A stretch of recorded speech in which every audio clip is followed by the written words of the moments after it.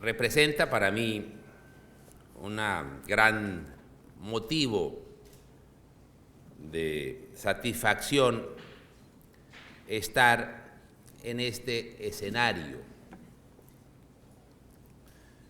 por varias razones. Primera, porque mi vocación es la docencia. Yo realmente soy un docente en comisión de servicios en la función pública. Entonces, estar en un escenario académico ante estudiantes me compromete a hacer verdadera pedagogía sobre los temas que muy bien referían el doctor Méndez Alzamora y el doctor Ulilo Acevedo.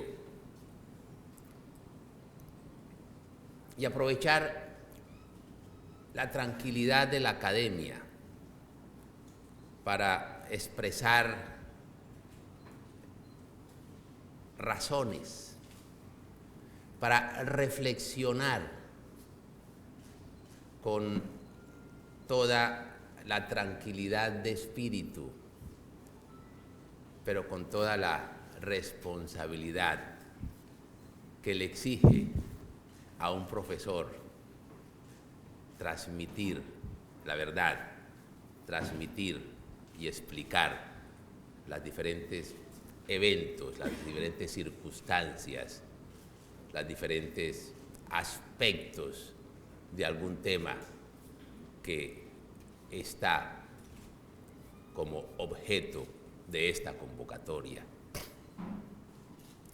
Pero igualmente me satisface estar en la universidad.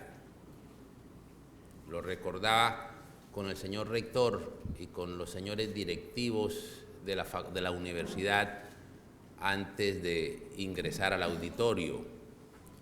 Durante varios años asistí a la universidad en la especialización de Derecho Administrativo a dar clases de función pública o de Derecho Laboral Administrativo, que en la época en que me correspondía fungir como profesor sabía.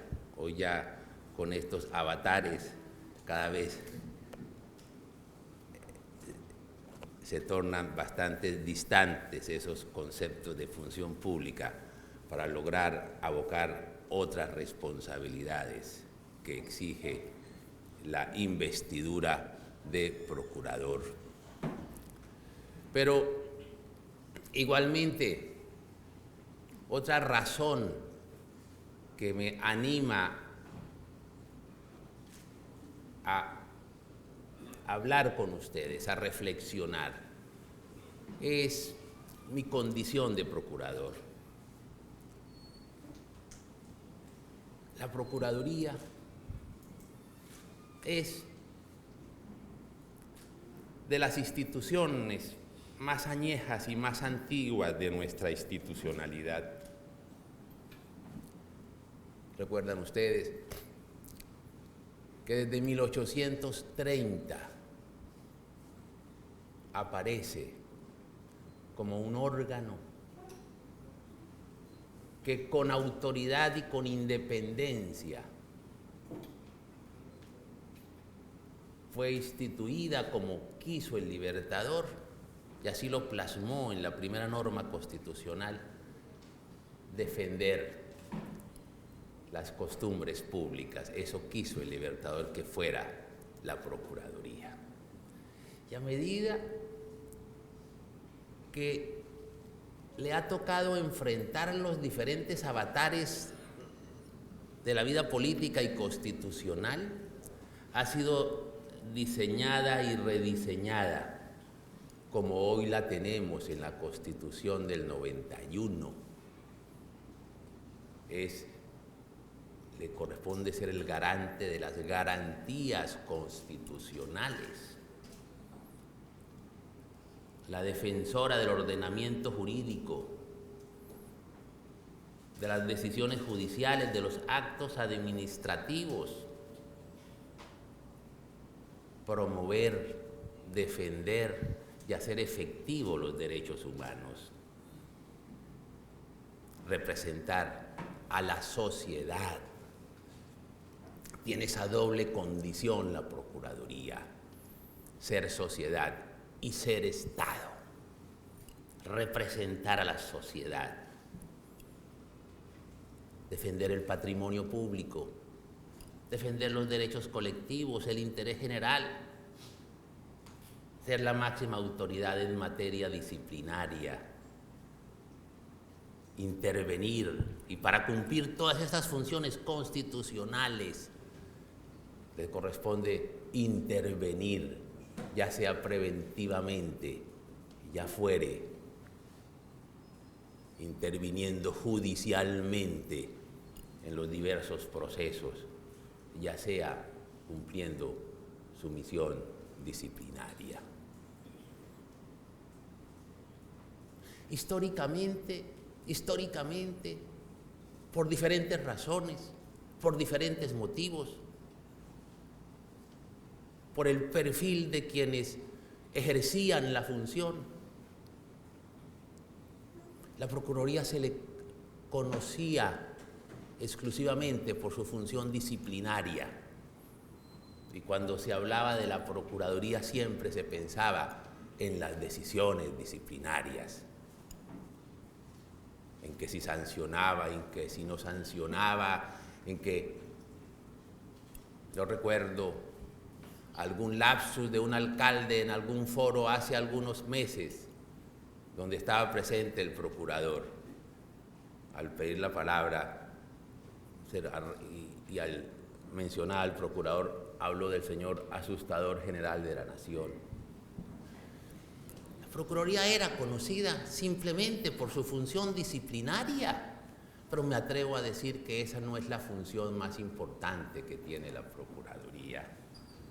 Tiene otros escenarios que legitiman más, no solamente la función de la Procuraduría, sino que legitiman el ejercicio de lo público, la función pública, en la medida que puede acudir no solamente para la elaboración de las políticas públicas, sino para la evaluación de dichas políticas públicas. Por tanto, el procurador puede estar en ejercicio de sus funciones constitucionales en todos los escenarios de la vida nacional, en todos los escenarios de la vida pública, y fácilmente puede estar desde los escenarios judiciales hasta los escenarios administrativos, afrontando temas de niñez, de juventud, agrarios, ambientales, civiles, penales, administrativos, en fin. Por eso, a mí me ha causado mucha sonrisa escuchar a altos funcionarios de la vida nacional diciéndole al procurador que no se meta. El procurador no solamente se tiene que meter, el procurador no solamente se debe meter, sino que el procurador se seguirá metiendo. Porque el procurador, si se quiere, es un metido constitucional. Así lo quiso el constituyente, así lo quiso el constituyente.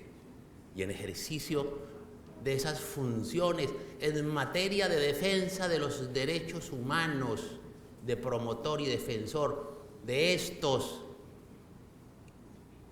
y de defensor de las garantías constitucionales, ha tenido, como diría el adagio popular, que bailar con la más fea en esta materia del proceso de paz. Porque me ha correspondido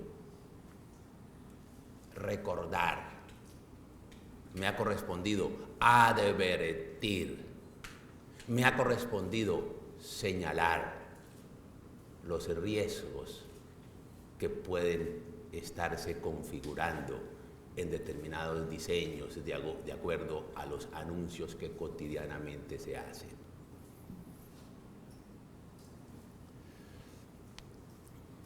Dos meses y medio más o menos antes de que se conociera el inicio del proceso de paz, me llama el presidente.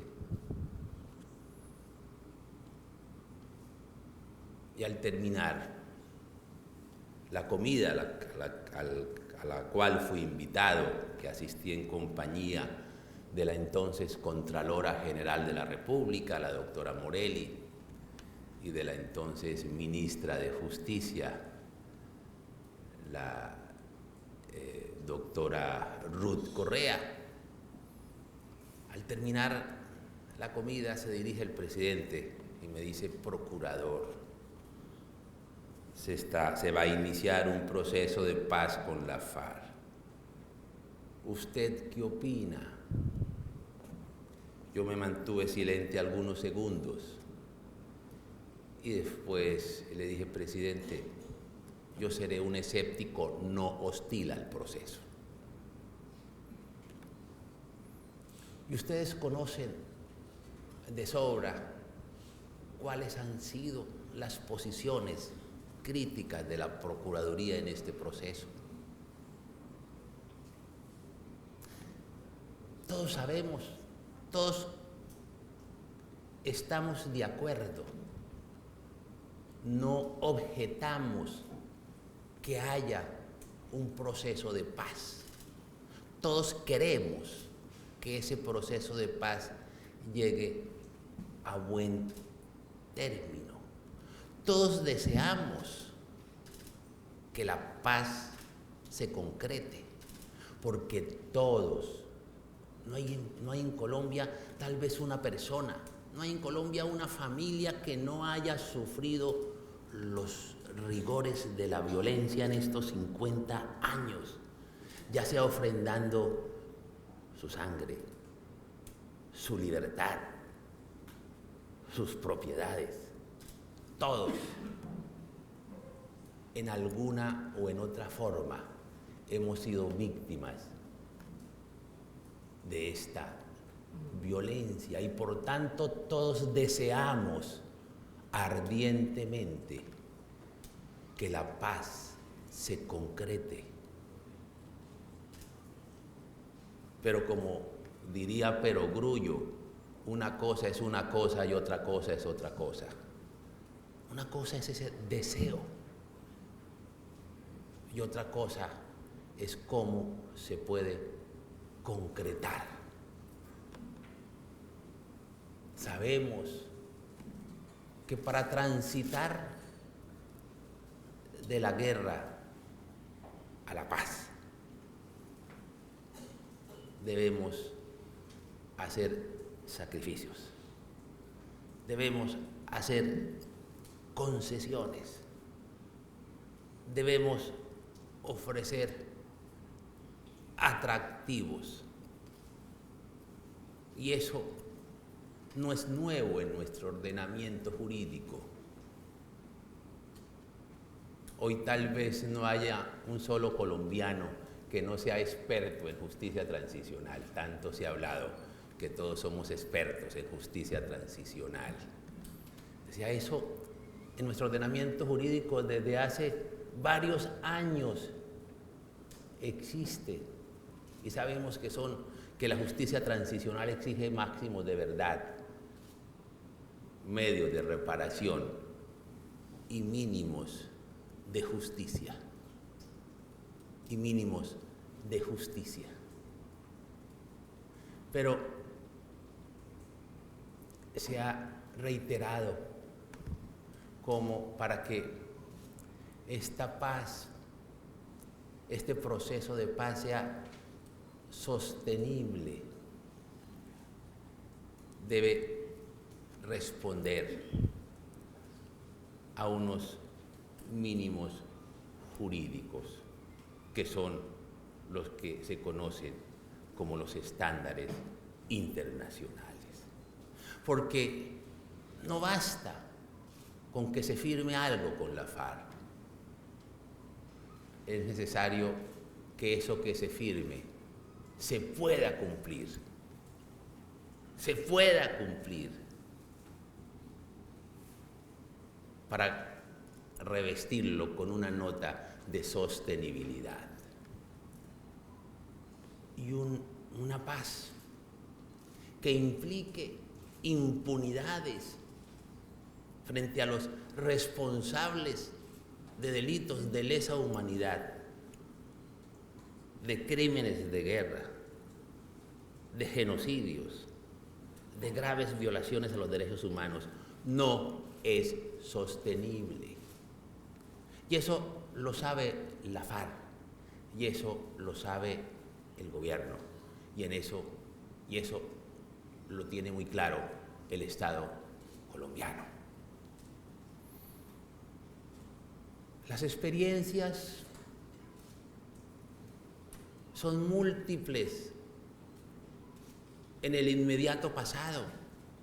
¿Qué pasó con la ley de obediencia debida o de punto final que se firmó en Argentina, promediando los años 80, donde se le reconoció impunidad, donde hubo amnistías e indultos a responsables de crímenes de guerra, de delitos de lesa humanidad, de genocidio, de graves violaciones a los derechos humanos, de desapariciones forzadas y de torturas? Fueron inaplicados años después por jueces argentinos.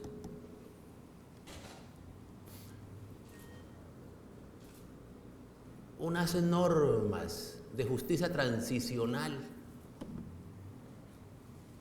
que desconozcan los compromisos internacionales en esta materia, que consagren penas meramente simbólicas, exclusivamente restaurativas,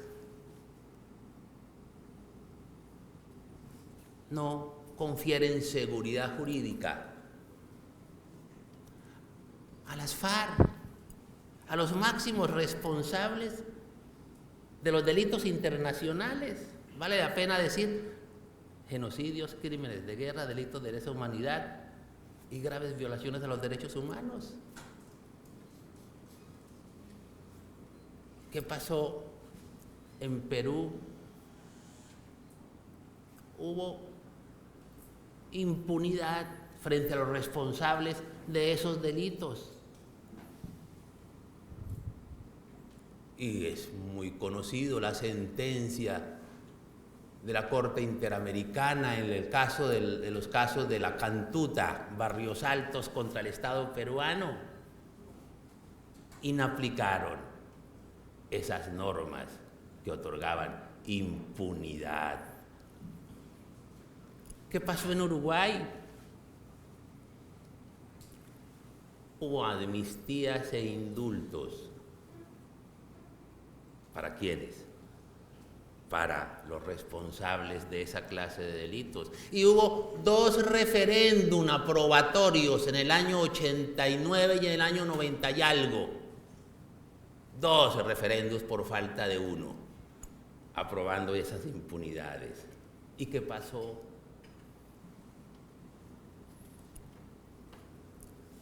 Una justicia transicional que reduzca la pena a lo exclusivamente restaurativo, como hoy se propone por algunos altísimas dignidades judiciales, no conferirá seguridad jurídica a quienes más están interesados. Desde luego que todos estamos interesados en que lo que se firme en La Habana se cumpla, se pueda cumplir, y se puede cumplir en la medida que reconozca esos estándares internacionales. Entonces, una justicia transicional que simplemente contenga penas restaurativas, es decir, pedir perdón públicamente, trabajo social, desminado, eso hace insostenible los tratados y no vincula ni al concierto internacional, pero tampoco vincula a las autoridades nacionales. Porque en La Habana, lo que algunos creen erradamente, pero en La Habana no hay una constituyente como algunos quisieran. Y es que esas impunidades ni siquiera en constituyentes ni con referendos podrían generar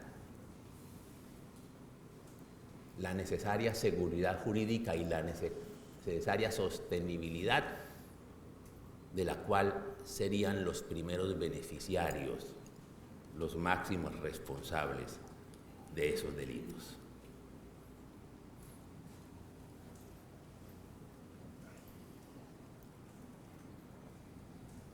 Desde luego, aquí es menester, acudiendo a un viejo adagio de la filosofía escolástica.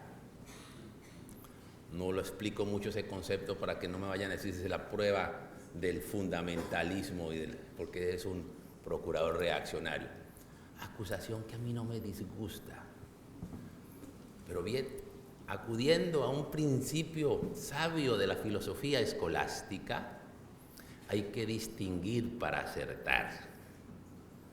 Aquí distingo, una cosa son los máximos responsables.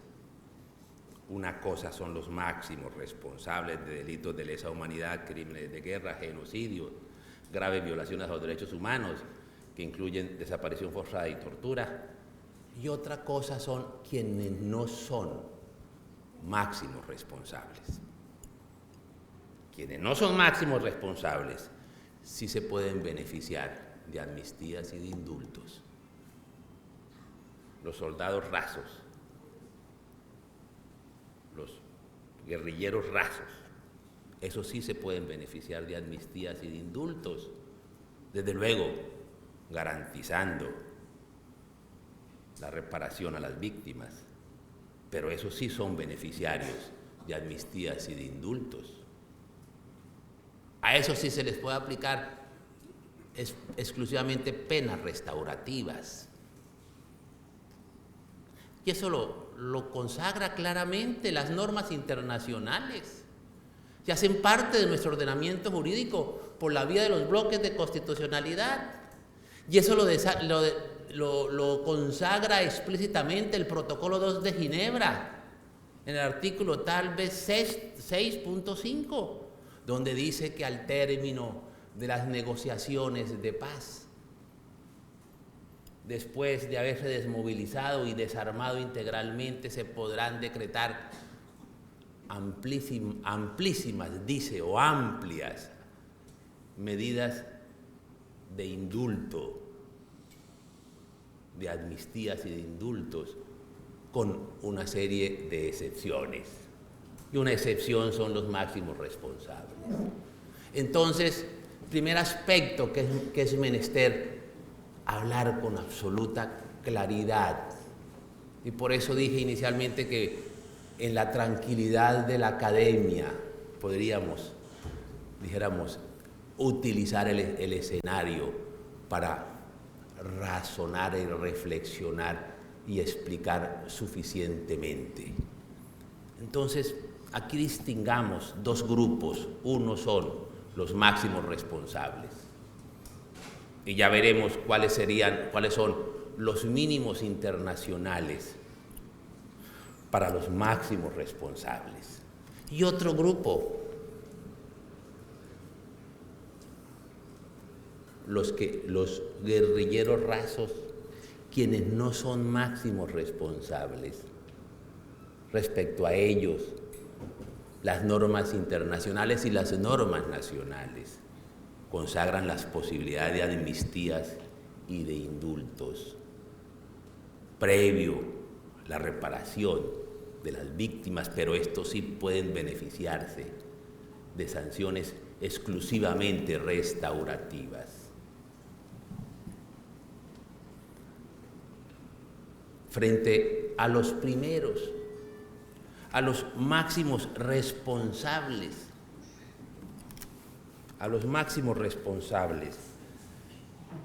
de los delitos internacionales. Podemos pedagógicamente señalar cuáles son los mínimos que tanto las normas, los tratados internacionales, como nuestro ordenamiento jurídico y la jurisprudencia del sistema interamericano señalan. Los 10 mínimos que encontramos en tratados, en decisiones judiciales, tanto nacionales como internacionales. Es un documento, un extenso documento, que entregué hace mes y medio a los delegatarios en la Mesa de La Habana. Primer mínimo, la investigación, el juzgamiento y la condena de crímenes internacionales es competencia exclusiva de la autoridad judicial. El Estado tiene la obligación de investigar, de juzgar y de condenar en el marco de un proceso judicial. De carácter penal a los máximos responsables de los delitos internacionales, genocidios, crímenes de guerra, delitos de lesa humanidad. Así como garantizar a las víctimas y la sociedad los derechos de acceder a la justicia e interponer los recursos efectivos.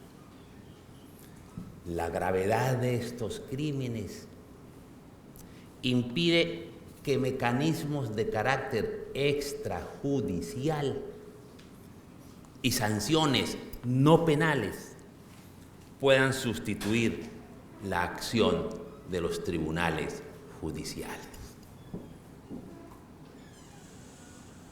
Esa es un primer mínimo que encontramos en los tratados internacionales, que me permito yo citar in extenso en el trabajo realizado, y las multiplicidad de decisiones de la Corte Interamericana de Derechos Humanos y en las plurales y varias decisiones de nuestra Corte Constitucional.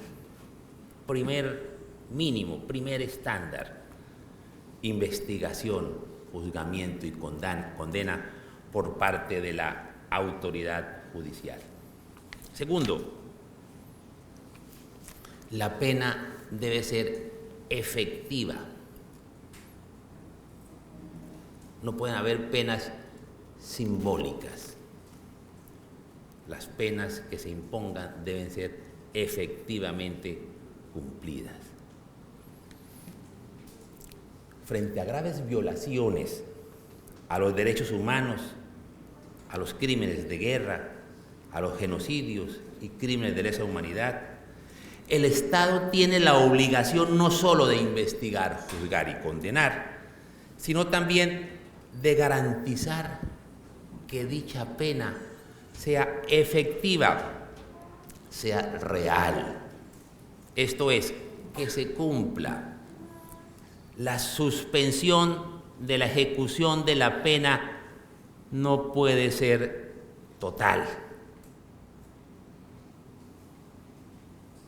Para los condenados como máximos responsables, y cito aquí un texto de la carta de la fiscal de la Corte Penal Internacional al presidente de la Corte Constitucional en el año 2013, cuando se discutía la constitucionalidad del marco jurídico para la paz.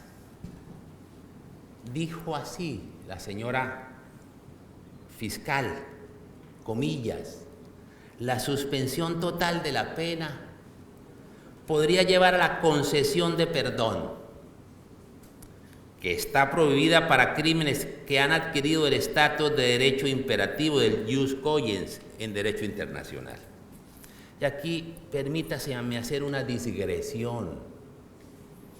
El marco jurídico para la paz consignaba en uno de sus artículos lo siguiente, palabras más, palabras menos. Decía que los responsables, que los máximos responsables de los crímenes de guerra, de los delitos de lesa humanidad y de genocidios, podían beneficiarse de la suspensión de la ejecución de la condena. Así decía el marco jurídico para la paz. Es decir, así decía la norma constitucional, que los responsables, vuelvo y repito, de crímenes de guerra y de delitos de lesa humanidad y de genocidios podrían beneficiarse de la ejecución, de la suspensión de la ejecución de la condena. Es decir, que un responsable de un crimen de guerra o de un genocidio se le investigaba, se le juzgaba y se le condenaba, y al día siguiente se le suspendía la ejecución de la condena. Eso fue lo que motivó la carta de la señora fiscal de la Corte Penal Internacional y lo que motivó el concepto de la Procuraduría ante la Corte Constitucional cuando pidió que ese aspecto se expulsara del ordenamiento constitucional. ¿Qué dijo la Corte? ¿Qué dijo la Corte Constitucional? La Corte Constitucional, al declarar exequible el marco, esta norma, al hacer el control de constitucionalidad a esta norma, dijo: no podrá haber una suspensión total de la ejecución de la condena. Vuelvo y repito, no lo dice el procurador. Desde luego que en nuestro concepto sí dijimos eso, pero ¿qué dijo la sentencia de la Corte? ¿Qué dijo la fiscal de la Corte Penal Internacional? ¿Qué dicen los tratados internacionales? ¿Qué dicen las sentencias del Sistema Interamericano de Derechos Humanos? Que no puede haber suspensión total de la ejecución de la condena. Absolutamente claro. Y la señora fiscal de la Corte Penal Internacional no es de la nómina paralela de la Procuraduría. No se le puede endilgar en ninguna sospecha ideológica.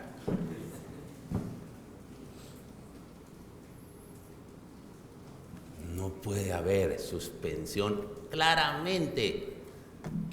Más aún entonces, no pueden reducir la condena, la pena, a los responsables, a los máximos responsables de estos delitos, a simples medidas restaurativas. No.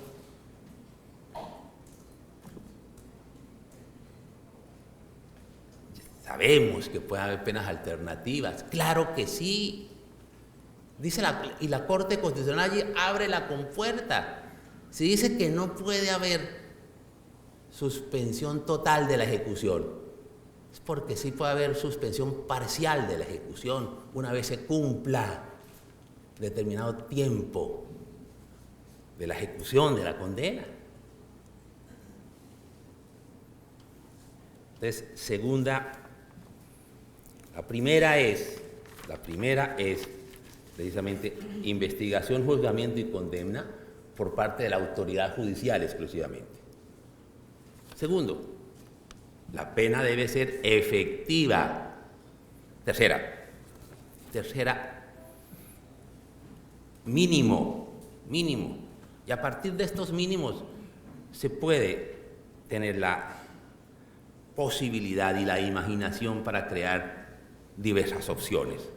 Yo al final de la charla voy a proponer algunas. Tercera, la pena debe ser proporcional a la gravedad del crimen. y a las condiciones personales de los responsables. Eso lo único que hago es traerla de los tratados internacionales, de las decisiones de las autoridades interamericanas y de nuestra propia Corte Constitucional. La pena debe ser proporcionada a la gravedad del crimen. El derecho internacional impone la obligación de castigar con penas proporcionales a la gravedad de los hechos a los responsables de graves violaciones de derechos humanos y de crímenes de trascendencia internacional. Es una constante en los juicios penales internacionales que la gravedad y característica del crimen, así como las condiciones del autor, sean tomadas como fundamento a la hora de fijar la pena. El principio de proporcionalidad conlleva para el condenado el derecho a que no se le imponga una pena superior a la gravedad del delito y que la pena no resulte, al contrario, reducida a tal punto que sea inadecuada frente a esa misma gravedad. Penas simbólicas, trabajo comunitario o excusas públicas como pena principal para esos crímenes se llama impunidad.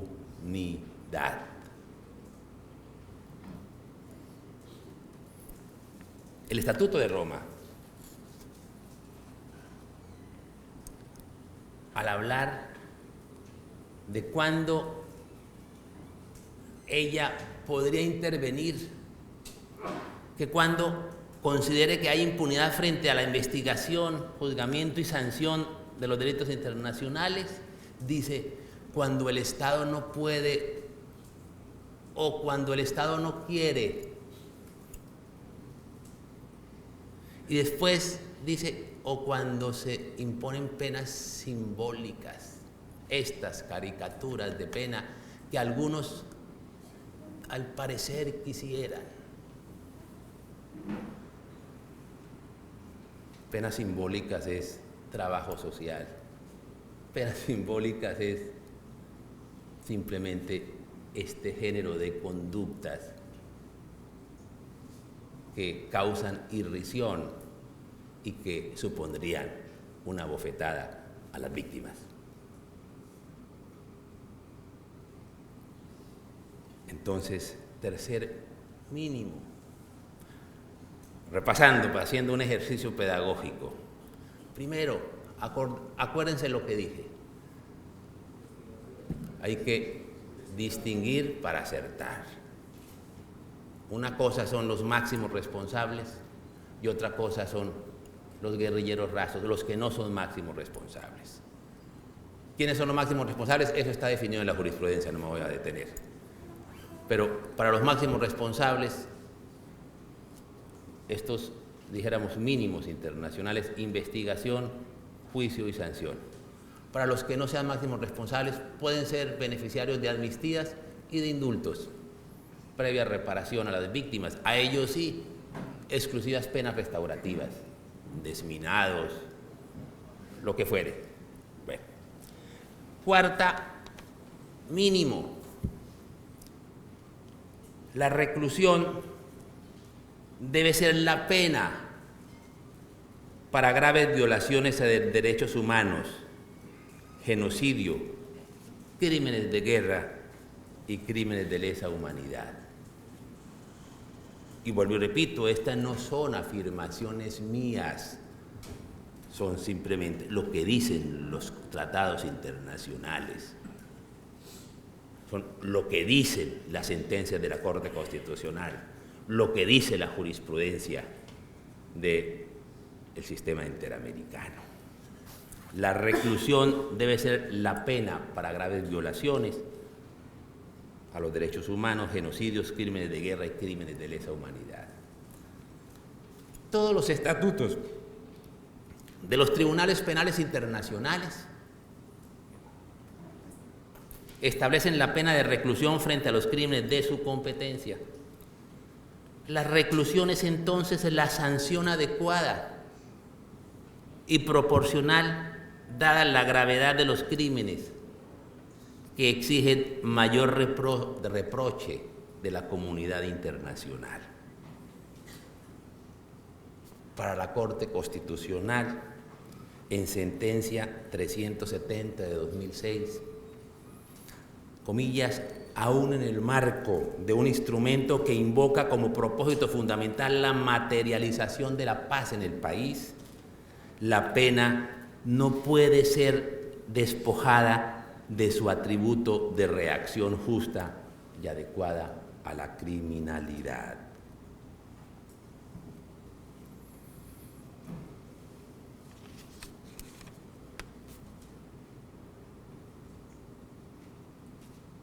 Y aquí vale la pena recordar lo siguiente o recabar lo siguiente.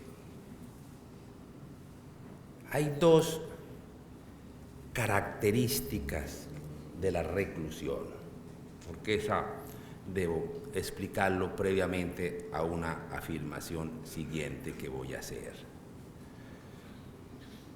Las condiciones o las características de la reclusión son, primera, la observación de la dependencia y la sujeción a las autoridades del Estado.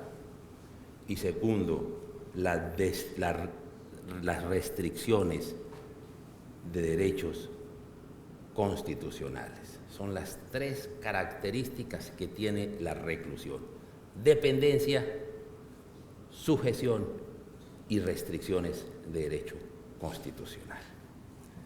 ¿Esto qué me permite afirmar? Me permite afirmar que la cárcel no es la única forma de reclusión.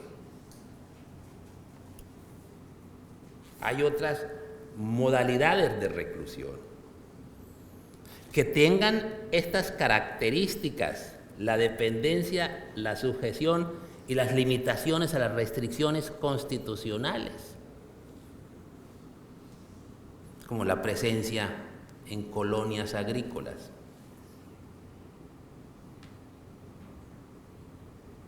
Y eso permite proponer lo siguiente,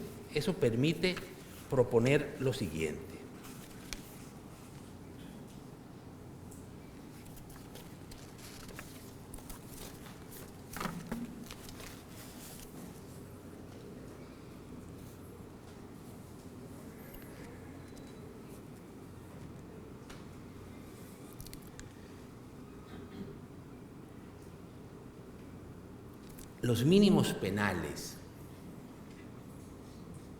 para máximos responsables que presenta la Procuraduría permite construir opciones. Teniendo en cuenta esos mínimos, el principio de progresividad en la ejecución de la pena y las formas para su cumplimiento que existen en la legislación actual, podrían evaluarse alternativas. La pena podría combinar varias formas de ejecución. Por ejemplo, primera opción, iniciar con la reclusión en una cárcel y finalizar el cumplimiento de la pena en una colonia agrícola. Primera opción. Segunda opción,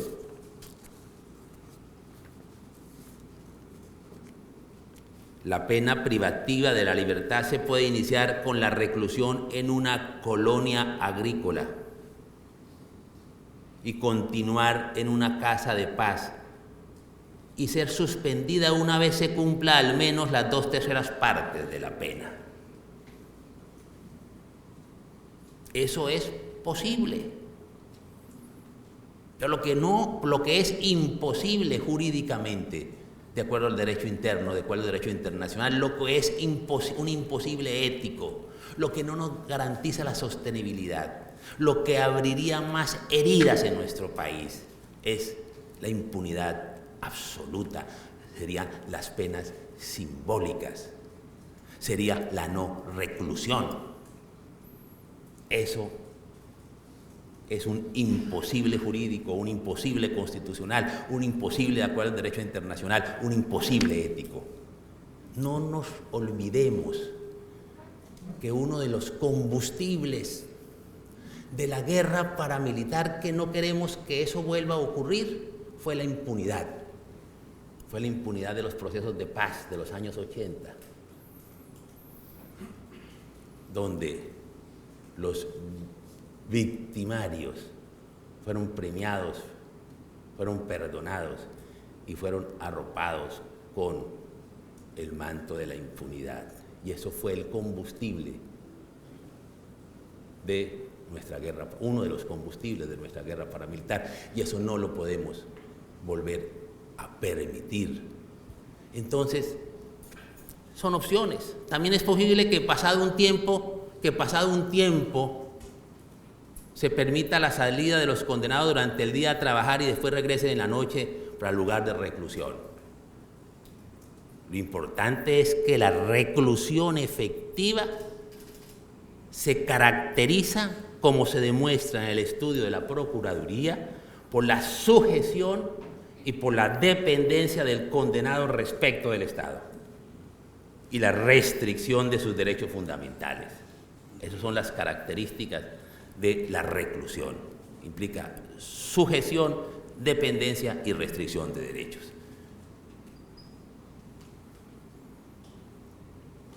Obviamente, la pena debe ser efectiva y no una burla.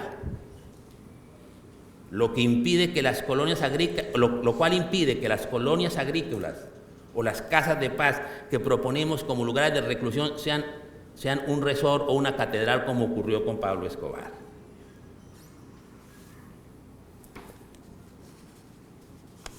En su momento, en una comunicación que dirigí hace ya varios meses,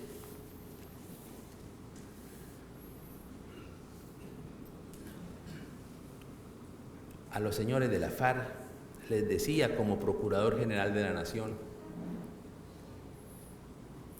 la reclusión no puede ser vista como venganza, como imposición, como degradación, como humillación o como un simple castigo. En el marco de un proceso de paz debe ser asumida y reconocida por la sociedad como una demostración de genuina voluntad de reconciliación. Eso dignifica al victimario y dignifica a las víctimas, y es una expresión de voluntad de que se quiere la paz. Pero la impunidad no es eso. La impunidad lo que impide restañar las heridas, impide la sostenibilidad, impide la credibilidad, impide la confianza, impide la legitimidad del proceso de paz. Asumir la pena desde esa perspectiva abre campo para adoptar una pena de reclusión que dé garantía a las FARC, que dé seguridad jurídica, que dignifique a los victimarios, pero que dignifique a las víctimas.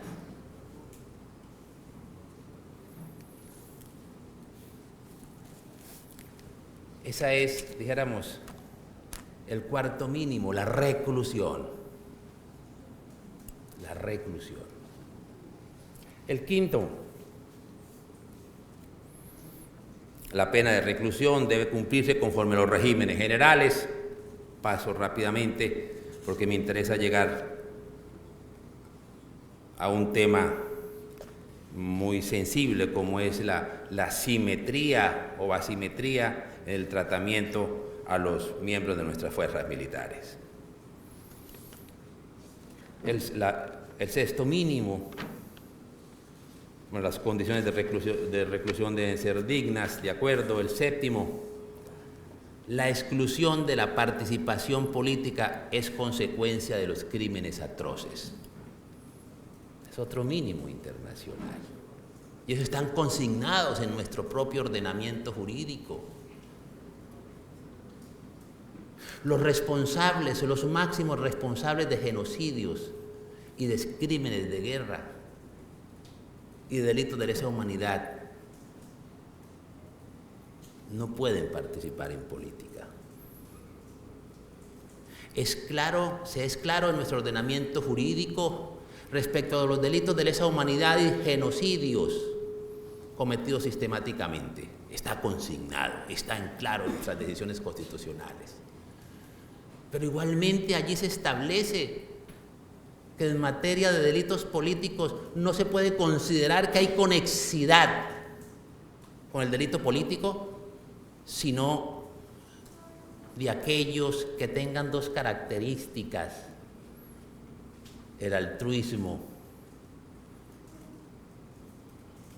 y el idealismo. Y los crímenes de guerra nada tienen de altruistas y nada de idealistas. Más aún eso, y el narcotráfico y demás, esos son conexos con el delito de lesa humanidad, no son conexos con el delito político.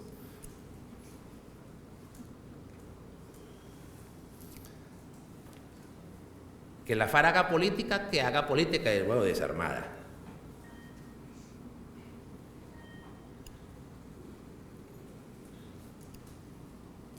Nadie estaría en contra de una participación política de la FARC, claro, pero no de los responsables de estos crímenes atroces.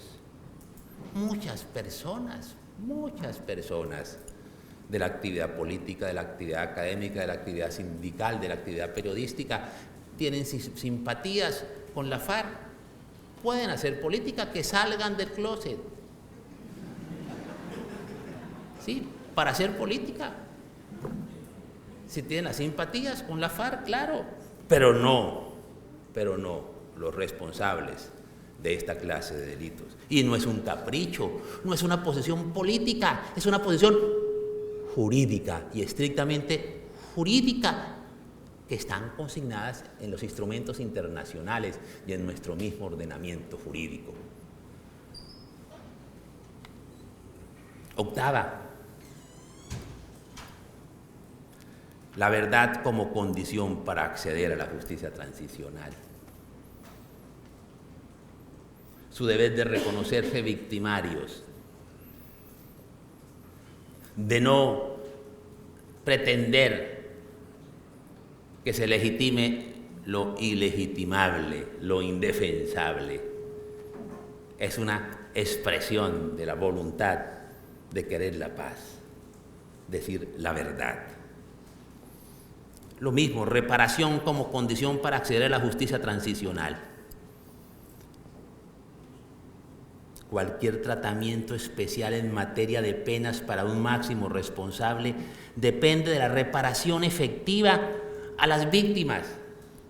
Esta debe incluir el reconocimiento público de la responsabilidad, el arrepentimiento sincero y público por los crímenes perpetrados, la petición pública de perdón, la revelación de la verdad y la entrega de bienes particulares y de la riqueza acumulada de la organización ilegal. Esta ha sido, perdón, aquí hago una explicación que me parece pertinente.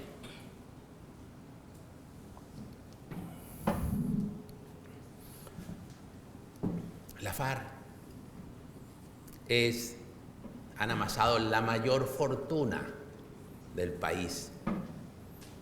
No se requieren mayores esfuerzos para demostrar eso, con la minería ilegal, que es su primera fuente de financiación, y con el narcotráfico y con los otros delitos. Los grupos económicos bien conocidos son microempresas al lado de la fortuna gigantesca de las FARC. Y yo le voy a contar una conversación que tuve con el señor presidente el día que yo le entregué los 48 preguntas, que a propósito nunca respondió. No es una prueba de buen gobierno no responder los derechos de petición y las preguntas, pero bien, no me detengo en eso. Hablándole de cómo es con el dinero de las FARC que se deben reparar las víctimas y cómo ese dinero es de las víctimas.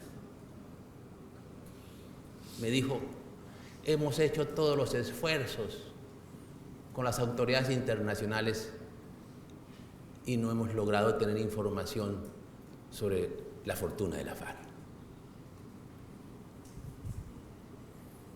cuando sabemos que los miles de millones de euros y de dólares no se quedan en las caletas de la selva del Caguán, circulan en el mundo financiero?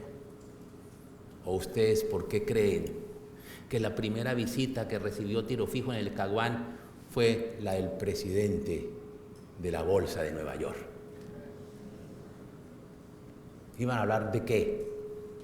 ¿De sus épocas de niñez en Génova? ¿O de qué iban a hablar? ¿Y cuál era el interés del presidente de la Bolsa de Nueva York por visitar a Tiro Fijo? Creo que hasta le regaló un Rolex. Todos vimos esas fotos. Y los miles y las millones de hectáreas que han sido despojados los campesinos y agricultores de Colombia. De acuerdo a estadísticas del Ministerio de Agricultura, del entonces ministro de Agricultura Juan Camilo Restrepo, habló de más de 2 millones de hectáreas. Y las cabezas de ganado. Con ese dinero, eso tendría, desde luego, puede ser una utopía, pero se debe decir, y yo lo he hecho ahora y a deshora, a tiempo y a destiempo, con prudencia y con imprudencia, pero siempre con el afán de cumplir con mi deber constitucional. Esto no lo hago por capricho ideológico, o no lo hago como algunos dicen, es que está haciendo política. No, porque estoy cumpliendo con mis deberes constitucionales. Ese dinero debería ser el dinero de las víctimas. Ah, muy bonito. Entonces vamos a tener un partido financiado por el narcotráfico y armado, porque Dios quiera que entreguen materialmente las armas, porque ellos no se pueden quedar ni siquiera con un alfiler. Quien tiene el monopolio de las armas es el Estado. Porque si no es así, si no entregan las armas materialmente, si hacen dejación durante las décadas en que se cumplan los tratados, pues vamos a tener un partido político financiado por el narcotráfico, porque no dicen que no tienen dinero, y armado porque dicen que no las entregan hasta que no se cumplan los tratados.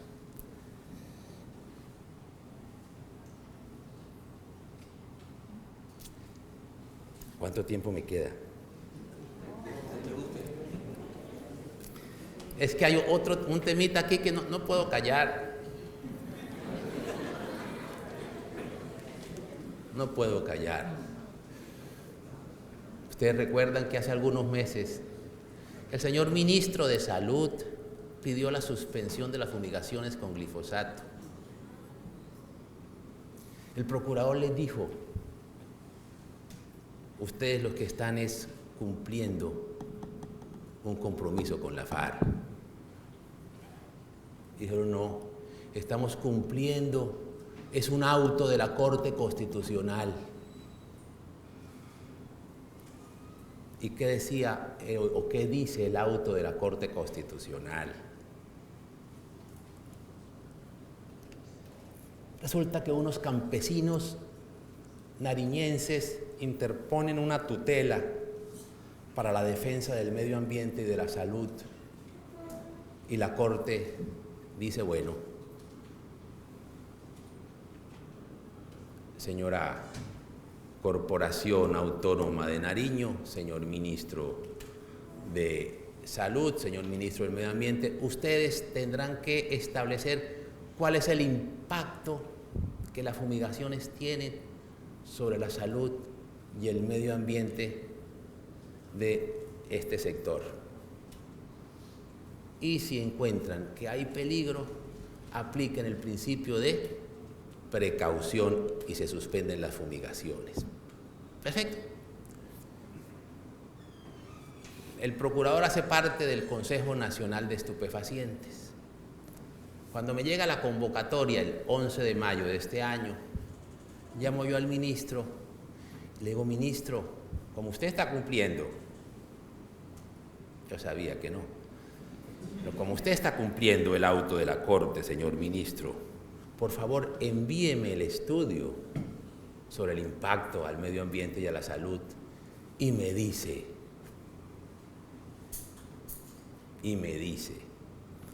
no, procurador, no lo tengo. ¿Cómo así, ministro?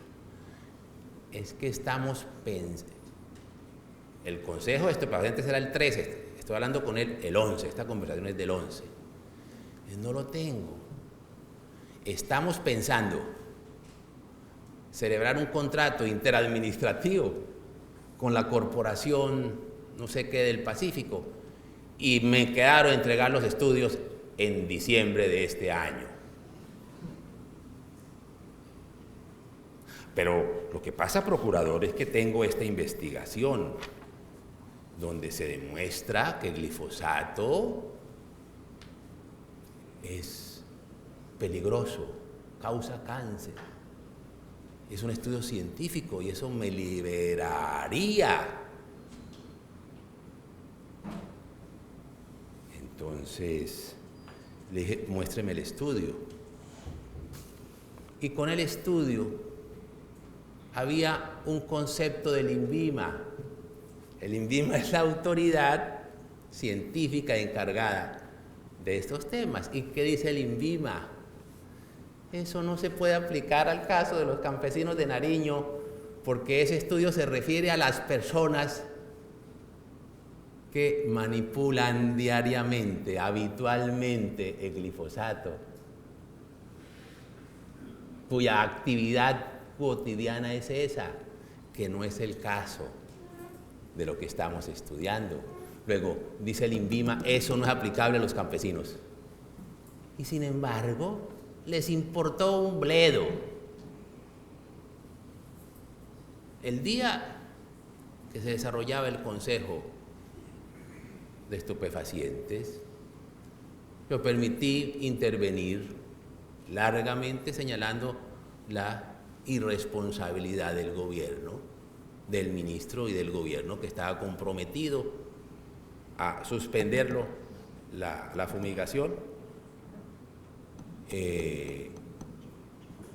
por razones que no eran jurídicas, que no eran judiciales, que no estaban cumpliendo ningún auto de la Corte, ni tenían fundamentación científica, que estaban cumpliendo era un compromiso con la FARC. ¿Pero a qué me refiero? Eso va a implicar que vamos nuevamente a nadar en coca, que se va a implementar el microconsumo, que se va a implementar los microdelitos, que se va a tener más acceso y eso a la droga y que eso es consecuencia precisamente de este compromiso político que el gobierno asumió con la FARC para suspender las fumigaciones con glifosato. Bien, termino, ahora sí de verdad termino, pero esa terminación dura unos 15 minutos, con un tema que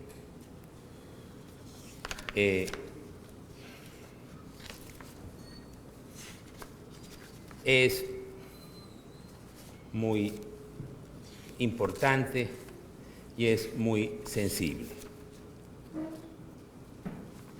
Se trata del tratamiento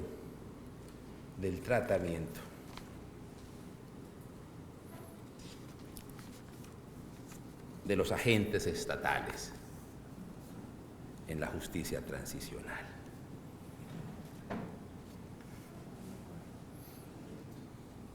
La justicia transicional que se aplique a los miembros de la fuerza pública no puede ser negociada en La Habana. Es la primera aseveración que hace la Procuraduría. No sé si se estará negociando allá o no. Pero lo primero que debe decir la Procuraduría es que la justicia transicional que se aplica a nuestras fuerzas militares no puede ser negociada con la FARC.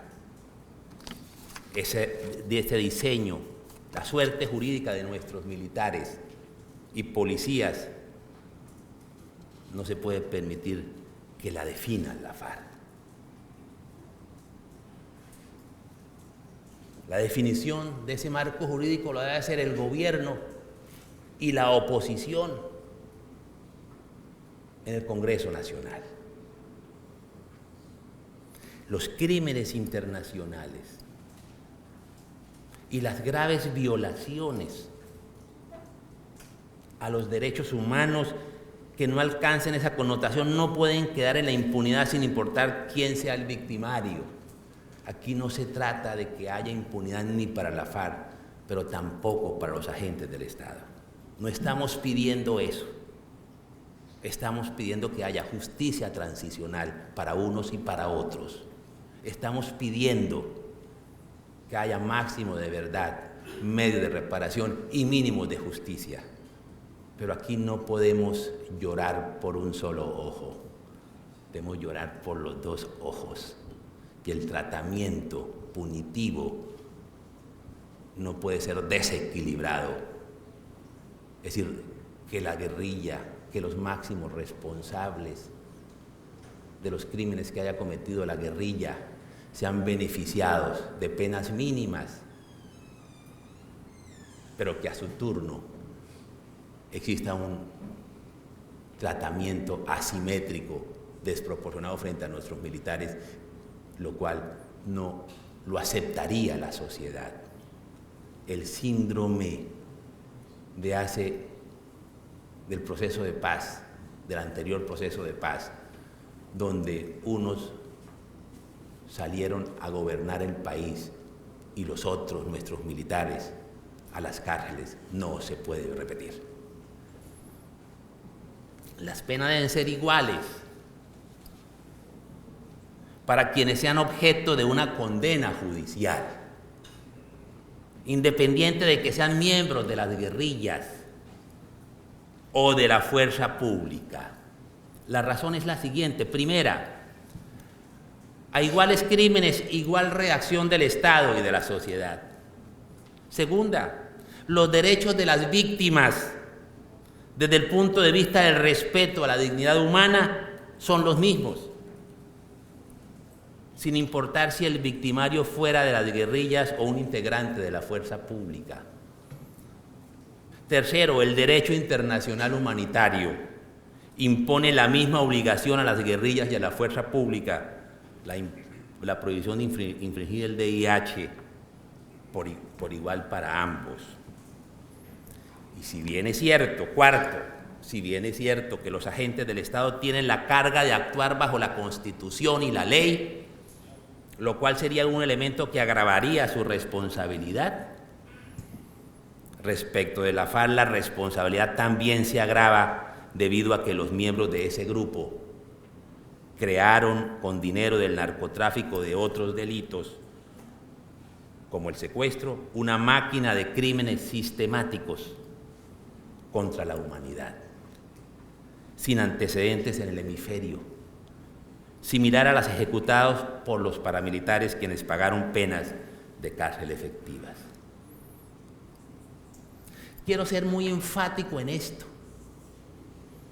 Hablar de penas iguales para miembros de la fuerza pública que cometieron crímenes y miembros de las guerrillas no es igualar a las fuerzas militares con la policía y con la FARC. No se les iguala y no se les puede igualar. Nuestras fuerzas militares son legítimas, son defensoras de la Constitución y de los derechos humanos en Colombia. El país les debe gratitud, respeto y admiración. La igualdad de penas se aplica a quienes cometieron crímenes atroces, quienes siendo miembros de la fuerza pública y cometieron tales crímenes no actuaron como militares o como policías, actuaron como criminales. Al deshonrar a las Fuerzas Armadas, actuando como criminales, le dieron la espalda a la Constitución, al honor militar y a las instituciones. Con esos crímenes, esos agentes estatales, a título individual, se marginaron de las fuerzas militares y de la policía.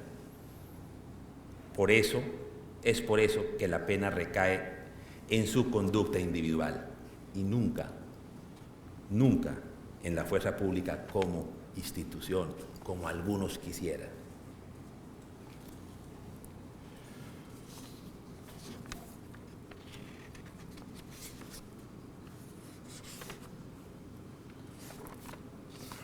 Hay una consideración que quiero hacerla como colofón respecto a cómo deberá existir una justicia especial, una jurisdicción especial. La jurisdicción de la justicia transicional, con tribunales regionales, con un tribunal nacional, con independencia, con una fiscalía especial, para darle garantía a la FARC y garantía a los agentes del Estado. Jueces y fiscales que sean independientes, jueces y fiscales alejados de los sesgos políticos e ideológicos,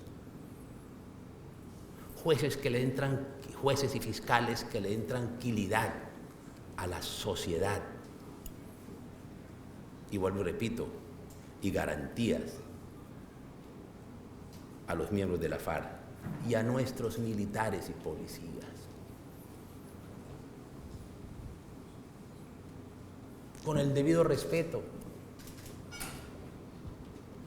los agentes estatales hoy, y lo digo, y esta afirmación que la voy a hacer, lo digo porque diariamente los estoy oyendo, sus esposas y sus madres y sus hijos acuden a la Procuraduría como garante de las garantías constitucionales, y porque nuestros procuradores han tenido que actuar en dichos procesos.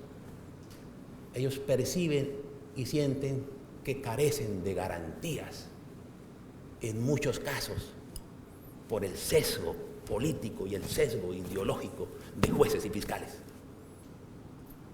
Entonces es menester, si se quiere conferirle legitimidad, crear una jurisdicción especial, transicional, con tribunales regionales y un tribunal nacional, y con una fiscalía especial para conferirle garantías a unos y a otros, porque las actuales no se los dan. Eso lo dicen diariamente los agentes del Estado vinculados. Desde luego muchos son responsables, claro que sí, pero muchos no. Y hay un tufillo y un sesgo que es evidente.